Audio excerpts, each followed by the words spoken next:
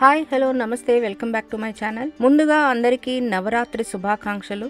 ఈసారి మనకి నవరాత్రి ఉత్సవాలు 9 రోజులు కాకుండా 11 రోజులు జరుపుకునే అవకాశము అదృష్టము మనకి లభించాయి. మరి ఈ నవరాత్రి ఉత్సవాలు 11 రోజులు జరుపుకోవటానికి గల కారణాలేంటో తెలుసుకుంటూ అమ్మవారిని ఏ రోజు ఏ అలంకారంతో పూజిస్తామో, ఈ 11 రోజులు ధరింపజేసే చీర రంగులు, అలాగే అమ్మవారికి పెట్టే నైవేద్యాలు, అష్టోత్తరాలు, పువ్వులు అన్నీ కూడా మనం ఈ వీడియోలో చూద్దాం. అలాగే దాంతోపాటు ఈ 11 రోజులు అమ్మవారికి ఒకవేళ పూజ చేయటం కుదరని పక్షంలో వాళ్ళు ఏం చేయాలి అన్నది కూడా మనం ఈ వీడియోలో చూసేద్దాం. ముందుగా మొదటి రోజు మనం అమ్మవారిని బాలా త్రిపుర సుందరీ దేవిగా పూజిస్తాం. ఈ రోజు అమ్మవారికి లేత గులాబీ రంగు చీరను ధరింపజేసి అమ్మవారికి ఎంతో ఇష్టమైన చామంతి పువ్వులతో పూజ చేస్తాం. ఈ రోజు అమ్మవారికి ప్రత్యేక ప్రసాదంగా బెల్లంతో చేసిన అప్పాలని నైవేద్యంగా సమర్పిస్తాం. ఈ 11 రోజులు కూడా ఏ రోజు ఏ అలంకారం ఉంటుందో ఆ అష్టోత్తర శతనామావళితో అమ్మవారికి పూజ చేస్తాం. మీ అందరికి ఈజీగా ఉండేందుకని ఈ 11 అష్టోత్తరాలు ఇదే వీడియోలో జత చేశాను. మీకు కుదిరితే వీడియో పాజ్ చేసుకుని కూడా చదువుకోవచ్చు. చిన్న వయసులో ఉన్న లలితా త్రిపుర సుందరీ దేవి అవతారమే ఈ బాలా త్రిపుర సుందరీ దేవి అవతారం. చిన్న అందమైన ముఖము, అత్యంత కరుణామయి సౌందర్యవంతమైన రూపంలో కమలాసనంపై చిన్న బాలిక రూపంలో అమ్మవారు కూర్చుని మనకి దర్శనమిస్తారు. తర్వాత రెండవ రోజు అమ్మవారిని శ్రీ గాయత్రీ దేవిగా మనం కొలుస్తాం. ఈ రోజు అమ్మవారిని కనకాంబరం రంగు చీరను ధరింపజేసి అమ్మవారికి ఎంతో ఇష్టమైన తామర పువ్వులతో పూజ చేస్తాం. ఈ రోజు అమ్మవారికి ప్రత్యేక ప్రసాదంగా అల్లం గారెల్ని నైవేద్యంగా సమర్పిస్తాం. అలాగే శ్రీ గాయత్రీ దేవి అష్టోత్తర శతనామావళితో అమ్మవారిని యథావిధిగా పూజిస్తాం. గాయత్రీదేవి వేదమాతగా ప్రసిద్ధి. 5 ముఖాలతో ప్రతి ముఖము ఒక వేదాన్ని సూచిస్తూ అమ్మవారు కమలాసనంపై కూర్చుని ఉంటారు. 21 సార్లు గాయత్రి మంత్ర జపించటం వలన బుద్ధి, జ్ఞానము, ఏకాగ్రత, మానసిక ప్రశాంతత కూడా లభిస్తాయి. తర్వాత 3వ రోజు అమ్మవారిని అన్నపూర్ణాదేవిగా మనం పూజిస్తాం. ఈ రోజు అమ్మవారికి గంధం రంగు చీరను ధరింపజేసి అమ్మవారికి ఎంతో ఇష్టమైన మల్లె పువ్వులతో పూజ చేస్తాం. ఈ రోజు అమ్మవారికి ప్రత్యేక ప్రసాదంగా పులిహోరని నైవేద్యంగా సమర్పిస్తాం. అన్నపూర్ణాదేవి పార్వతీదేవి అవతారం. అన్నం అనగా ఆహారం, పూర్ణము అంటే సంపూర్ణం. అన్నపూర్ణాదేవి ప్రపంచంలోని సమస్త జీవులకు ఆహారము, పోషణ, సమృద్ధి ప్రసాదించే తల్లి. ఒక చేతిలో అక్షయ పాత్ర, మరొక చేతిలో దానం చేసే గరిట ఉంటాయి. శ్రీ అన్నపూర్ణాదేవి అష్టోత్తర శతనామావళితో పూజ చేయటం వలన అష్టైశ్వర్యాలు, అన్న సమృద్ధి, ధన సమృద్ధి చేకూరుతాయి. తర్వాత 4వ రోజు అమ్మవారిని కాత్యాయని దేవిగా అలంకరిస్తాం. ఈ రోజు అమ్మవారికి ఎరుపు రంగు చీరను ధరింపజేసి అమ్మవారికి ఎంతో ఇష్టమైన మందార పువ్వులతో పూజ చేస్తాం. ఈ రోజు అమ్మవారికి ప్రత్యేక ప్రసాదంగా తేనె, వివిధ రకములైన పండ్లతో చేసిన పంచామృతాన్ని నైవేద్యంగా సమర్పిస్తాం. మొదట్లో చెప్పినట్లుగా ఈ సంవత్సరం నవరాత్రి 11 రోజులు జరుపుకుంటున్నాం. ఈ సంవత్సరం జరుపుకునే ప్రత్యేకమైన అలంకారం కాత్యాయని దేవి అలంకారం. హిందూ లూనార్ క్యాలెండర్ చాంద్రమాసం ప్రకారం ప్రతి 10 సంవత్సరాలకి తిథి అనేది వృద్ధి చెందుతుంది. 2016లో కూడా అమ్మవారిని ఇదే విధంగా కాత్యాయని దేవిగా మనం అలంకరించుకుని పూజ చేసుకున్నాం. బ్రహ్మ, విష్ణు, మహేశ్వరుడు ఇచ్చిన శక్తులు కలిపి సృష్టించబడిన అవతారమే ఈ కాత్యాయని దేవి అవతారం. యోధ స్వరూపము, శక్తి, ధైర్యమును సూచిస్తూ సింహవాహనంపై కూర్చుని మనకి అమ్మవారు దర్శనమిస్తారు. కాత్యాయని వ్రతం చేయటం వలన కుటుంబంలో శాంతులు, సమృద్ధి పెరుగుతాయి. అలాగే వివాహాది శుభకార్యాలు కూడా జరుగుతాయి. తర్వాత 5వ రోజు అమ్మవారిని శ్రీ మహాలక్ష్మీదేవిగా కొలుస్తాము.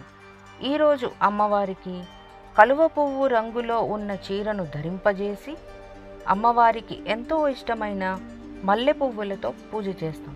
ఈరోజు అమ్మవారికి ప్రత్యేక ప్రసాదంగా వివిధ రకములైన కాయగూరలతో చేసిన కదంబాన్ని నైవేద్యంగా సమర్పిస్తాం. అష్టలక్ష్ముల తల్లి అయిన శ్రీ మహాలక్ష్మి అమ్మవారిని అష్టోత్తర శతనామావళితో పూజ చేయటం వలన మరియు ఓం శ్రీ మహాలక్ష్మీ నమః అన్న మంత్రాన్ని జపం చేయటం ద్వారా ఐశ్వర్యము, సౌభాగ్యము, ఆరోగ్యము, శాంతి కూడా లభిస్తాయి. అమ్మవారు అభయ వరద ముద్రలతో ఎల్లప్పుడూ భక్తులని రక్షిస్తూ ఉంటారు. తర్వాత 6వ రోజు అమ్మవారిని లలితా త్రిపుర సుందరీ దేవిగా మనం పూజిస్తాం. ఈరోజు అమ్మవారికి బంగారు రంగు చీరను ధరింపజేసి అమ్మవారికి ఎంతో ఇష్టమైన గులాబీ పువ్వులతో పూజ చేస్తాం. ఈరోజు అమ్మవారికి ప్రత్యేక ప్రసాదంగా రవ్వ కేసరిని నైవేద్యంగా సమర్పిస్తాం. శ్రీచక్రవాసిని అయిన శ్రీ లలితా త్రిపుర సుందరీ దేవి సౌందర్యము, కరుణ, ఐశ్వర్యము, జ్ఞానము, శక్తిల ప్రతిరూపం. శ్రీ లలితా త్రిపుర సుందరీ దేవి అష్టోత్తర శతనామావళితో పాటు లలితా సహస్రనామ పారాయణం సాయం సంధ్యా సమయంలో చేసిన మంచి ఫలితాలు లభిస్తాయి. అలాగే భక్తికి, జ్ఞానానికి, ఆధ్యాత్మిక శక్తికి మార్గం కలుగుతుంది. తర్వాత 7వ రోజు అమ్మవారిని శ్రీ మహాచండీ దేవిగా మనం పూజిస్తాం. ఈరోజు అమ్మవారికి నారింజ రంగు చీరను ధరింపజేసి అమ్మవారికి ఎంతో ఇష్టమైన చంపక పువ్వులతో పూజ చేస్తాం. ఈరోజు అమ్మవారికి ప్రత్యేక ప్రసాదంగా బెల్లంతో చేసిన లడ్డూని నైవేద్యంగా సమర్పిస్తాం. శ్రీ మహాచండీదేవి అమ్మవారు అద్వితీయ శక్తి రూపిణి. దుర్గా, కాళీ, చాముండేశ్వరి రూపాల్లో మనం ఆరాధిస్తాం. శ్రీ మహాచండీ అష్టోత్తర శతనామావళితో పాటు దుర్గా సప్తశతి పారాయణము, చండీ హోమం చేయటం వల్ల ధైర్యము, ఆత్మవిశ్వాసము పెరిగి విజయాలు లభిస్తాయి. తర్వాత 8వ రోజు అమ్మవారిని సరస్వతీ దేవిగా మనం పూజిస్తాం. ఈరోజు అమ్మవారిని తెలుపు రంగు చీరను ధరింపజేసి అమ్మవారికి ఎంతో ఇష్టమైన కృష్ణ కమలం పువ్వులతో పూజ చేస్తాం. ఈరోజు అమ్మవారికి ప్రత్యేక ప్రసాదంగా బెల్లంతో చేసిన క్షీరాన్నాన్ని నైవేద్యంగా సమర్పిస్తాం. సరస్వతీదేవి తెల్లని వస్త్రధారణలో కమలం లేదా హంసవాహనంపై కూర్చుని మనకి దర్శనమిస్తారు. విద్య, జ్ఞానం, కళలకు దేవత.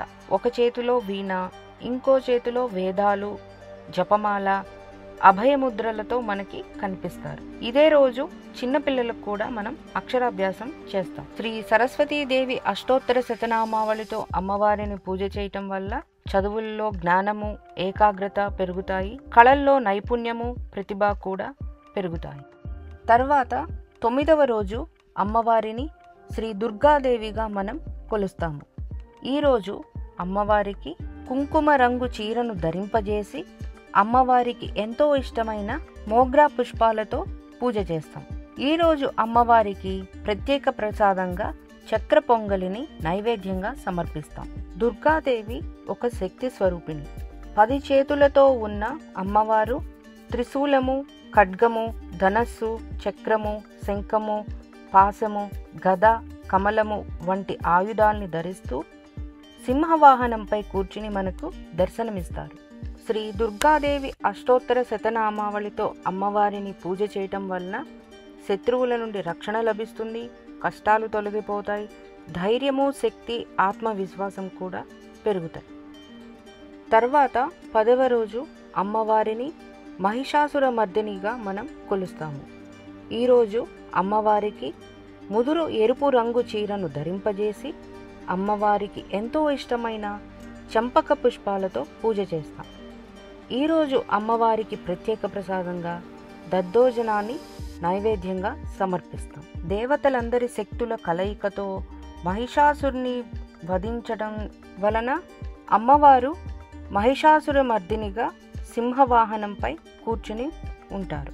10 చేతులతో దేవతలిచ్చిన ఆయుధాలు చక్రము, త్రిశూలము, ఖడ్గము, శక్తి ఆయుధము, వజ్రాయుధము, శంఖము ఇలా వివిధ రకములైన ఆయుధాలని చేతిలో పట్టుకుని మహిషాసురుని చంపుతున్న రూపంలో మనకి అమ్మవారు దర్శనమిస్తారు. శ్రీ మహిషాసుర మర్దినీదేవి అష్టోత్తర శతనామావళితో అమ్మవారిని పూజ చేయటం వలన శత్రుభయం తొలగుతుంది, చెడు శక్తులు, దోషాలు తొలగుతాయి, ధైర్యము, ఐశ్వర్యం కూడా లభిస్తాయి. ఈ రోజు ప్రత్యేకంగా ఆయుధ పూజ కూడా చేస్తాము. వివిధ రకములైన వాహనాలు, యంత్రాలు, పని వస్తువులు వంటి సాధనాలని పవిత్రం చేసి పసుపు కుంకుమలతో ఆయుధాలని శుభ్రం చేసి పూజ చేస్తాం. తర్వాత 11వ రోజు అనగా విజయదశమి రోజు అమ్మవారిని రాజరాజేశ్వరి దేవిగా మనం కొలుస్తాము. ఈరోజు అమ్మవారికి ఆకుపచ్చ రంగులో ఉన్న చీరను ధరింపజేసి అమ్మవారికి ఎంతో ఇష్టమైన కమలం పుష్పాలతో పూజ చేస్తాం. ఈరోజు అమ్మవారికి ప్రత్యేక ప్రసాదంగా పంచభక్ష పరమాన్నములు అనగా షడ్రసోపేతమైనటువంటి భక్ష, భోక్ష, చౌహ్య లేహ్యాలను నైవేద్యంగా సమర్పిస్తాం. శక్తి స్వరూపిణి అయిన లలితా త్రిపుర సుందరి రూపమే ఈ రాజరాజేశ్వరి అమ్మవారు. శ్రీ రాజరాజేశ్వరి అష్టోత్తర శతనామావళితో అమ్మవారిని పూజ చేయటం వల్ల ఇంట్లో ఐశ్వర్యము, శాంతి, సంపద, విజయము కలుగుతాయి. భక్తులకు ఆధ్యాత్మిక శక్తి, ధైర్యము, కర్మశక్తి కలుగుతుంది. ఈ 11 రోజులు అమ్మవారిని యథావిధిగా పూజ చేయటం కుదరని పక్షంలో అమ్మవారిని ఒక్కరోజు అయినా, అది కూడా విజయదశమి రోజు అమ్మవారిని యథావిధిగా పూజ చేయటం వల్ల అమ్మవారి కరుణా కృప మనందరికీ కూడా ఉంటాయని కోరుకుంటూ ఐ హోప్ ఈ వీడియో మీ అందరికీ నచ్చిందని అనుకుంటున్నాను. నచ్చితే తప్పకుండా లైక్ చేయండి, షేర్ చేయండి మరియు సబ్స్క్రైబ్ చేసుకోండి. మరోసారి అందరికీ నవరాత్రి శుభాకాంక్షలు తెలియజేస్తూ this is Surekha at in short.